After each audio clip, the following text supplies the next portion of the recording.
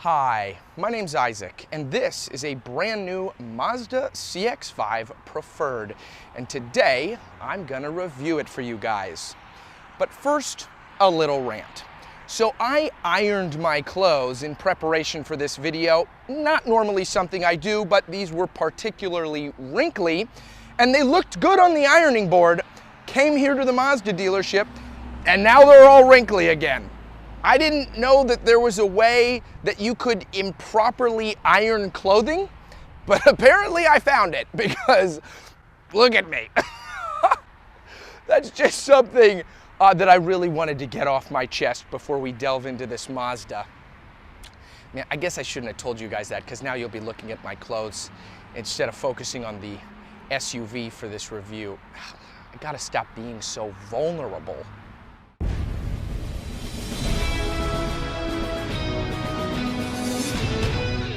Before we begin, I'd like to thank Lancaster Mazda for allowing me to borrow this car to review. For all your Mazda needs in the Lancaster area, I'll leave a link to their website in the description below.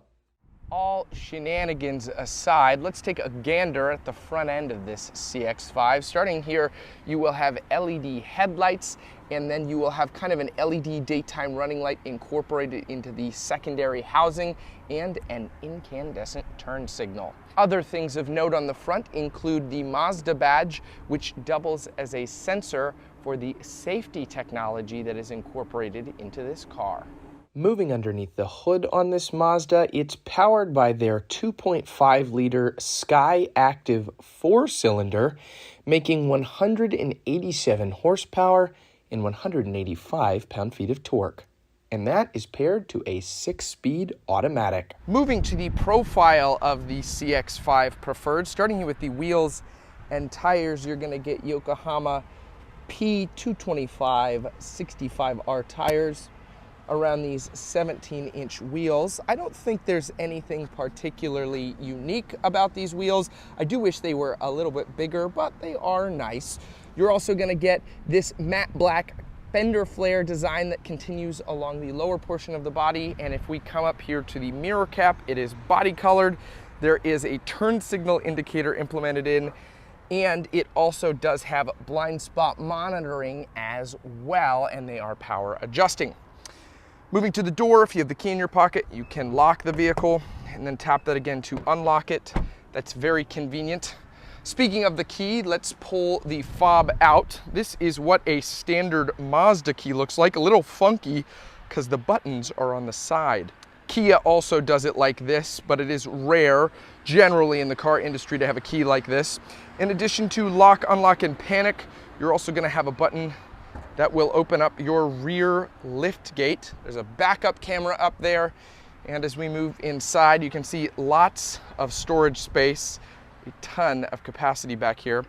Lifting this up, you do have a donut, which is cool, and then you can fold your seats down from this right here. What's neat is if you want to fold down just your middle seat, you can actually do that here, which is cool that they give you the ability to do that.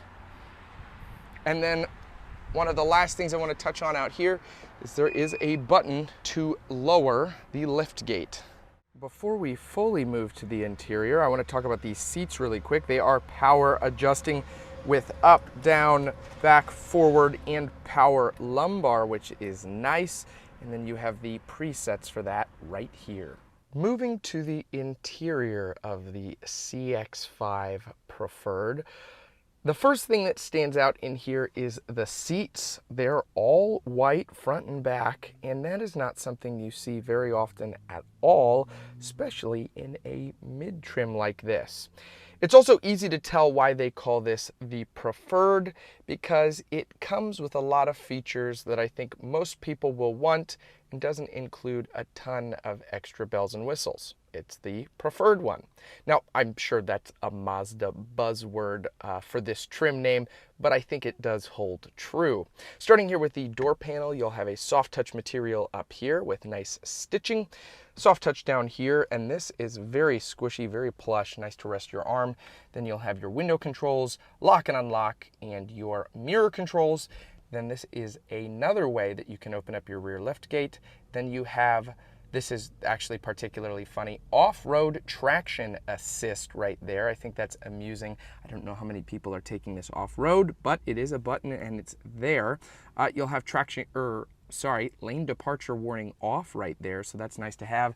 And then moving further down, you'll have your hood release and your gas cap release, your gas door release. It's not releasing your gas cap, it's not throwing that off. And then down here you do have manually tilting and telescoping on the steering wheel. And then let's turn this thing on real quick. And as we do that, you'll see your right gauge cluster is actually a screen right there, and that's controlled from the steering wheel. There's quite a few things you can mess with on here.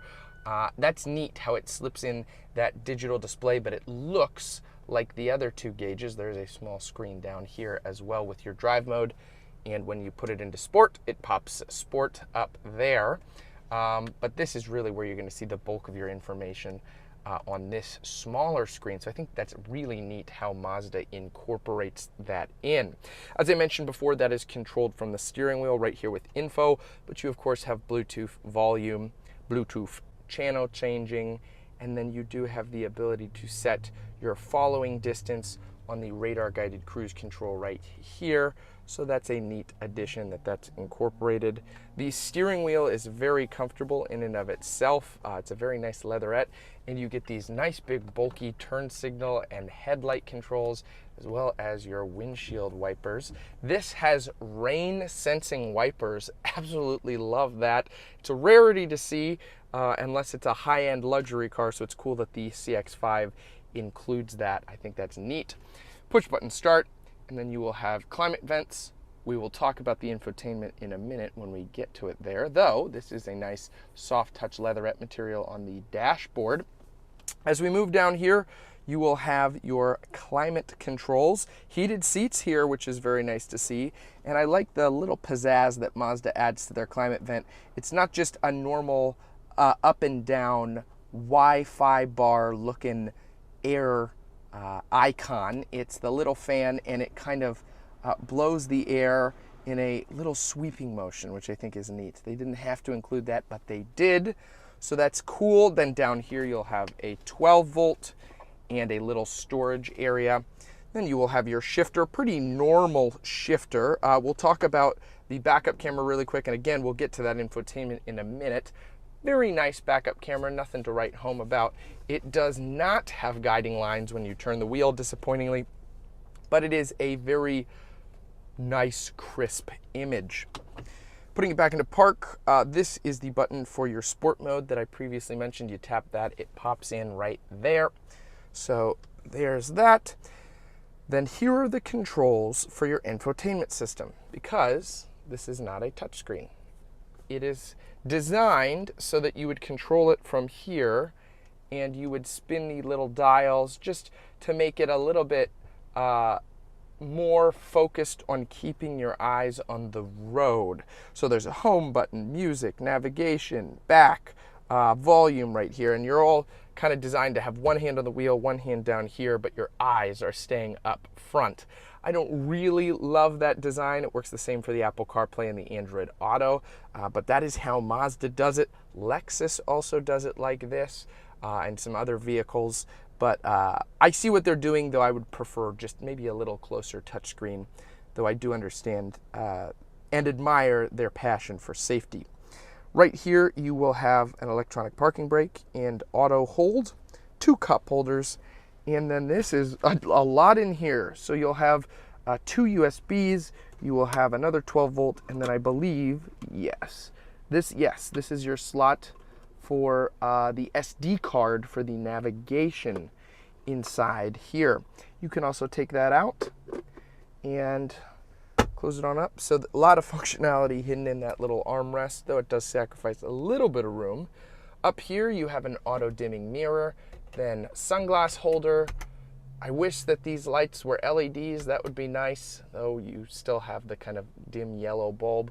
And then you have a normal sunroof up here. No panoramic deal, but it's really nice to have a normal sunroof. Again, I think heated seats and a sunroof are kind of the options that most people go, ooh, I'm paying up for this a little bit. And so this fits right in that mid-trim range, and it makes sense. It makes sense because this is probably what I would go for if I was looking for one of these.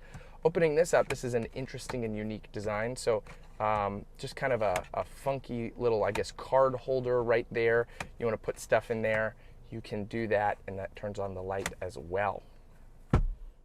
Moving to the back seats, it is nicely furnished back here. You'll have 2 climate vents, 2 spots to put magazines, iPads, I don't know, whatever people put back here. And the door panel is just as finely furnished back here as it is up front, so that's cool to see. It gives you a nice spot to rest your arm here as well. You have a nice view of that sunroof, though these are still yellow. It would be weird if these were LED, but those were yellow up front, so I'm glad they did that. And then if we move the armrest down right here, you'll see there's a spot for 2 cup holders. You can rest that, and there is a little storage area with 2 USBs. That is pretty premium feeling. I like that that's incorporated. I mean, the white seats lend a lot of credence to the interior of this feeling quite premium overall. Legroom-wise, I have, I'd say 3 inches of legroom or so. And let me put my glasses down. Oh yeah, lots of headroom, 3 or 4 inches of headroom. I am 5'9", so I sit pretty comfortably back here. Unfortunately, I cannot drive this particular CX-5 today. The staff here at Lancaster Mazda would prefer someone come with me on the test drive, and they do not have the staffing at the moment to be able to do that. So, since I have already reviewed a CX-5, though it is a different trim and different configuration, I can give you guys the driving impressions from that. So I'll insert that clip here. As we merge onto the highway, this 6-speed automatic is actually pretty breezy. I said the same thing for the CX-50. I was actually impressed with how quickly this gets up to speed. You really don't feel the gear changes in this particular, oh my word, I got a great blind spot because I have the window sticker right there. Yeah, you don't really feel the gear changes in this, and I think that's really great. Let's put it in sport. We are in sport. Oh, I felt something in the gas tighten up a little bit here. So let's give it the beans. Oh, it sounds louder. Sounds a little bit different. It is, yeah, it's definitely faster in sport. Sport is definitely the ideal while we're merging on here.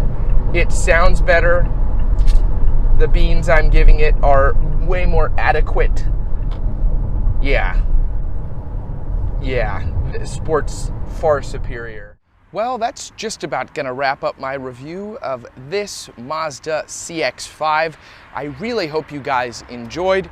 Before I go though, I'd like to mention that I am a Christian, and if you have any prayer requests, I would love to be able to pray for you. You can leave those in the comment section below. And lastly, I'd like to close out with a weekly scriptural reading. This week is Proverbs 7:1. My son, keep my words and lay up my commandments within you. All right, guys, I'll see you next time. Take care.